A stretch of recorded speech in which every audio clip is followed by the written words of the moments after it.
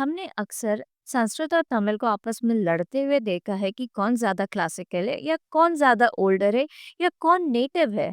हम क्यों मानते हैं कि संस्कृत बाहर से आई, कि तमिल और संस्कृत दो अलग सिविलाइजेशनल लैंग्वेजेस हैं जो हमेशा आपस में लड़ती रहती हैं, कि नॉर्थ इंडिया आर्यंस वंशज हैं और साउथ इंडियंस द्रविडियन के। क्या हो अगर मैं आपको बताऊं कि ये पूरा नैरेटिव हमें डिवाइड करने के लिए बनाया गया था, ना कि इन्फॉर्म करने के लिए।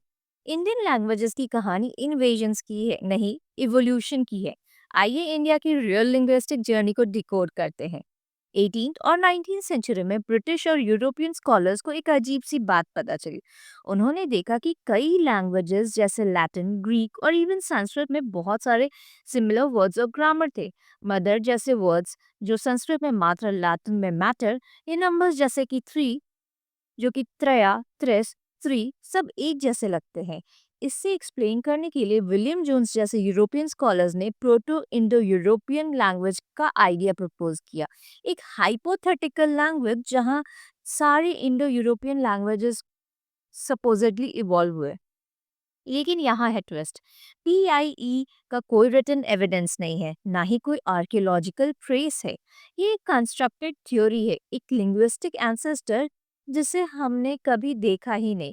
पर फिर भी यही theory Aryan Aryan migration theory का फाउंडेशन बन गई। इस पीआईई थ्योरी के बेसिस पर कॉलोनियल हिस्टोरियंस ने क्लेम किया कि आर्यन नाम का एक ग्रुप था जो कि इंडिया में 1500 बीसीई में आया, माइग्रेट किया या फिर उन्होंने इन्वेड किया। उन्होंने सपोजिटली संस्कृत लैंग्वेजेस लाई, वेदास लाया और इंडियन सिविलाइजेशन का फाउंडेशन बनाया। इसने संस्कृत को अपनी ही एक धरती पे फॉरेन इंपोर्ट बना कर रख दिया और कन्वीनियंटली इसे ब्रिटिशर्स को ये कहने का मौका मिल गया, अगर आर्यंस ने इंडिया में फर्स्ट सिविलाइजेशन लाई थी, तो हम यूरोपियन जो कि उनके डिसेंडेंट्स हैं, तो वही काम आगे बढ़ा रहे हैं। ये कॉलोनियल रूल को जस्टिफाई करने का एक क्लेवर तरीका था, एकेडमिक रिसर्च के रूप में डिस्गाइज किया गया था। लेकिन सब इतने पे ही नहीं रुका। आर्यन थ्योरी को पक्का करने के लिए कॉलोनियलिस्ट ने एक विलन खोजा।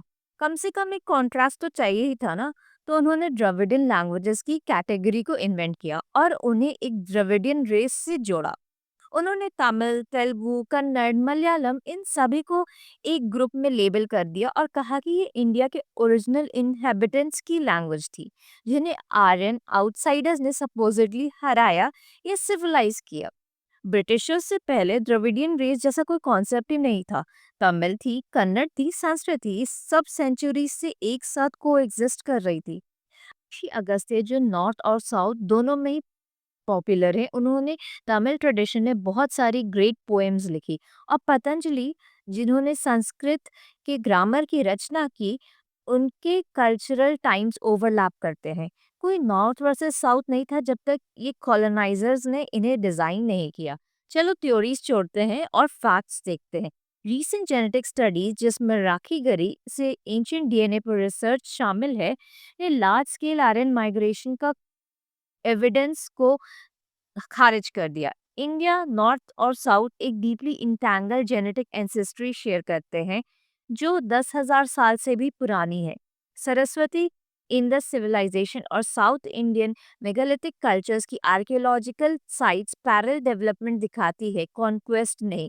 और तो और खिलाड़ी का न्यू एक्सकवेशन भी यही प्रूव करता है। तो ये आइडिया कि संस्कृत बाहर से आके और तमिल नेटिव है, वो तो पूरी तरह ही गलत है। दोनों यहीं इवॉल्व हुई साइड बाय साइड। इंडिया की लिंग्विस्टिक डाइवर्सिटी एस्टॉनिशिंग है और ये वॉर से नहीं आई, ये आई इवोल्यूशन, ट्रेड, माइग्रेशन और कल्चरल फ्यूजन से। इंडिया की 6 मेजर लैंग्वेज फैमिलीज को डिटेल्स में देखते हैं। इंडो आर्यन या इंडो वैदिक लैंग्वेजेस, ये फैमिली नॉर्थ और सेंट्रल इंडिया में सबसे ज्यादा बोली जाती है। इसमें हिंदी, बंगाली, मराठी, पंजाबी, गुजराती, ओडिया, असमीज, नेपाली जैसे लैंग्वेजेस हैं। संस्कृत इस फैमिली की ओल्डेस्ट अटेस्टेड लैंग्वेज है। पहले ये एक बोलचाल की भाषा थी, वैदिक संस्कृत। वक्त के साथ ग्रामरियंस जैसे पाणिनि ने 5th और 4th सेंचुरी बीसीई में इस के रूल्स को स्टैंडर्डाइज किया और तब ये क्लासिकल लैंग्वेज बन गई। ये एक हाईली रिफाइंड और सिस्टमैटिक लैंग्वेज है जिसमें हमारे वेदास, उपनिषद, एपिक्स जैसे रामायण, महाभारत और शास्त्र लिखे गए हैं। प्राकृत लैंग्वेजेस जब संस्कृत रिफाइन हो चुकी थी, उसके साइड में प्राकृत लैंग्वेजेस भी इवॉल्व हो रही थी। ये कॉमन मैन की लैंग्वेज थी, बोलचाल की भाषा है, जैसे मगधी जिसमें लॉर्ड बुद्धा ने प्रीच किया, शौरसेनी, महाराष्ट्री, अगर अर्धमगधी जिसमें जैन स्क्रिप्चर्स लिखे गए हैं। इन प्राकृत से ही आगे चलकर हमारी मॉडर्न इंडो आर्यन लैंग्वेजेस जैसे हिंदी, बंगाली डेवलप हुई। तो संस्कृत और प्राकृत एक ही लिंग्विस्टिक ट्री के दो ब्रांचेस की तरह है, एक रिफाइंड और दूसरी लोकल। द्रविडियन लैंग्वेजेस में मोस्टली साउथ इंडियन में बोली जाती है, जैसे कि तमिल, तेलुगु, कन्नड़, मलयालम। तमिल इन सबसे ओल्डेस्ट है और इसकी अपनी एक इंडिपेंडेंट लिटरेरी ट्रेडिशन है जो संस्कृत जितनी ही पुरानी है। वैसे ये टर्म ही द्रविडियन लैंग्वेज इम्पोर्टेड है और बोलने का कोई मतलब तो बनता नहीं है। ये लैंग्वेजेस भी इंडिया के अंदर ही इवॉल्व हुई और इनका अपनी सिंटैक्स और वोकैबुलरी है। ऑल्दो सेंचुरी से इन्होंने इंडो आर्यन लैंग्वेजेस के साथ वर्ड्स और कल्चरल आइडियाज एक्सचेंज किए हैं। फिर आती है ऑस्ट्रो एशियाटिक लैंग्वेजेस।